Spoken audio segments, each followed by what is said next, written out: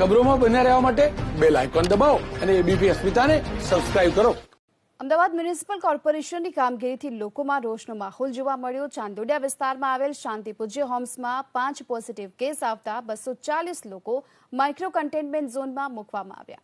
60 મકાન micro containment ઝોનમાં મૂકવામાં આવતા નાગરિકો રોષે ભરાયા.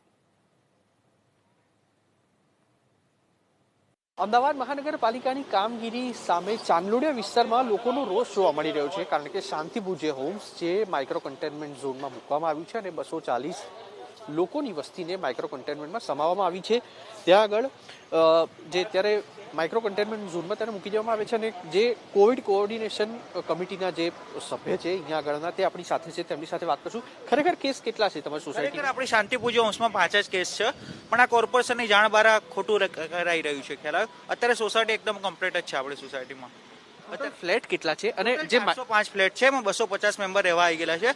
અત્યારે હાલની ધોરણમાં સોસાયટી કન્ટેનમેન્ટ ઝોનમાં ગણી જ શકાય નહીં કે 5 જ કેસ આવેલા છે આપણી સોસાયટીની અંદર. એની સામે જે લિસ્ટ બહાર પડ્યું એમાં 240 230 કે 240 લોકોને માઇક્રો એમાં લખવામાં એમની કઈ મિસ્ટેક થઈ ગયેલી છે. અત્યારે હાલમાં હું કોઓર્ડિનેટર તરીકે સોસાયટીની ટોટલી રિપોર્ટ રાખું છું અને જાણ પણ કરું છું. સોસાયટી સભ્યોમાં નોટિસ પણ લગાવડાવું છું, પણ કોર્પોરેશનની જાણ બહાર છે. અત્યારે હાલમાં ટોટલ એક્ટિવ કેસ 5 જ મેમ્બરને છે. 5 જણને કોરોના એક્ટિવ કેસ છે અને આખી સોસાયટી છે તેને માઇક્રો કન્ટેનમેન્ટમાં મૂકી છે. દાદા, ચેરમેન છો તમે અહીંયા આગળ, કોઈક અધિકારી જોડે વાત થઈ ખરી તમારી? હા સાહેબ, મારા એક ભટ્ટ સાહેબ આસિસ્ટન્ટ કમિશનર જોડે કાલે રાત્રે 10:30 વાત થઈ હતી, તો એમને એવું કીધું કે 10:30 આ માટે કમ્પ્લેન નહીં કરવાની. અને અમારી સોસાયટીમાં ખરેખર 5 જ કેસ છે. આ કોર્પોરેશન દિવાળીના પહેલાના જૂના કેસોનો રેકોર્ડ બતાવે છે.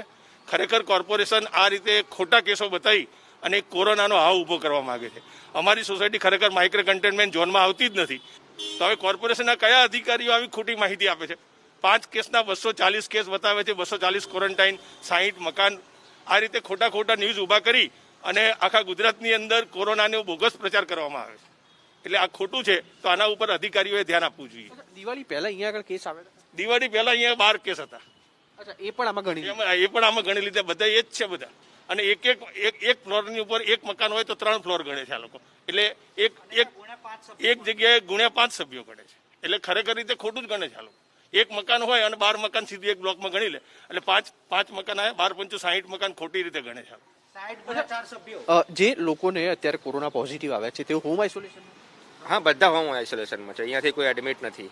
5 જ કેસ છે અને એડમિટ લગભગ આમાંથી કોઈ નથી. બધા હોમ આઇસોલેશનમાં છે અને ટોટલ અત્યાર સુધીમાં આટલા કેસ નથી આવ્યા. જ્યારથી આ છેલ્લા 8 મહિનાથી કોરોના માર્કેટમાં આવ્યો છે ત્યારથી પણ અત્યાર સુધીમાં આટલા કેસ નથી આવ્યા જેટલા અત્યારે બતાવવામાં આવ્યા છે. તો આ ખરેખર સોસાયટીના દરેક સભ્યોને અંદર ચિંતા થવા મળે. ઓ માય ગોડ, આપણી સોસાયટીમાં આટલા બધા કેસ આવી ગયા. તો આની મેન્ટલી ઇફેક્ટ પણ થવાના ચાન્સીસ પૂરેપૂરા છે. તો તમે પણ મીડિયાને પણ હું વિનંતી કરું છું કે જે પણ છે આ માહિતી એને કરેક્ટ કરીને નવેસરથી રજૂ કરવામાં આવે, જેનાથી સોસાયટીના સભ્યોમાં જે હાવ પેદા થયો છે તો એ લોકોને પણ શાંતિ થાય. તો સોસાયટીના એક લોકો છે તેમાં ચોક્કસથી એક પેનિક જોવા મળી રહ્યું છે, કારણ કે 5 લોકોની સામે તેના કરતાં ડબલ કહી શકાય, તેના કરતાં પણ વધારે લોકો છે તેની વસ્તીને માઇક્રો કન્ટેનમેન્ટ ઝોનમાં મૂકી દેવામાં આવી છે અને જેના કારણે અહીંયાના સ્થાનિકોમાં ચોક્કસથી એક પેનિક જોવા મળી રહ્યું છે. એટલું જ નહીં, આસિસ્ટન્ટ કમિશનરને પણ ફોન કરતા તેમણે પણ યોગ્ય જવાબ ન આપતા શાંતિપૂજ્ય હોમ્સના જે સ્થાનિકો છે તેમાં ચોક્કસથી રોષ જોવા મળી રહ્યો છે. કેમેરામેન અજય પાંડે સાથે કુશાંગ સોની, એબીપી અસ્મિતા, અમદાવાદ.